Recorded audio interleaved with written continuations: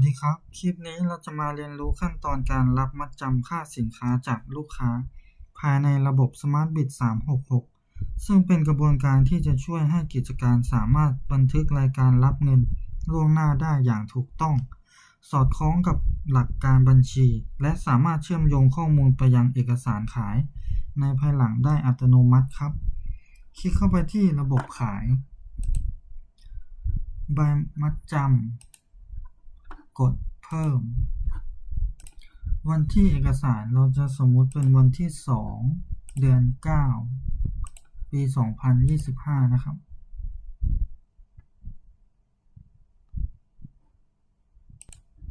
เลือกชื่อลูกค้าบริษัท Coffee Power จำกัด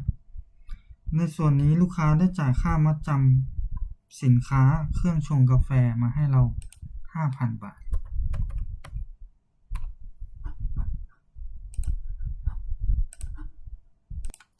โดยเป็นการโอนเงินเข้าบัญชีนะครับติ๊กเงินสดออกเลือกสมุดบัญชีพอได้หมายเลขบัญชีที่เราต้องการรับเงินโอนนะครับให้กดบันทึกได้เลยจากนั้นเราก็กดแสดงเมนูกดพิมพ์เซฟเป็นไฟล์ PDF เพื่อส่งเอกสารให้กับลูกค้า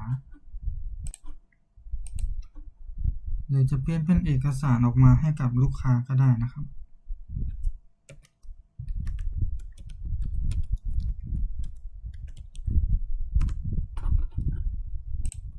และนี่คือการออกเอกสารรับมัดจำค่าสินค้าจากลูกค้าในคลิปถัดไปผมจะพาไปแนะนำวิธีการ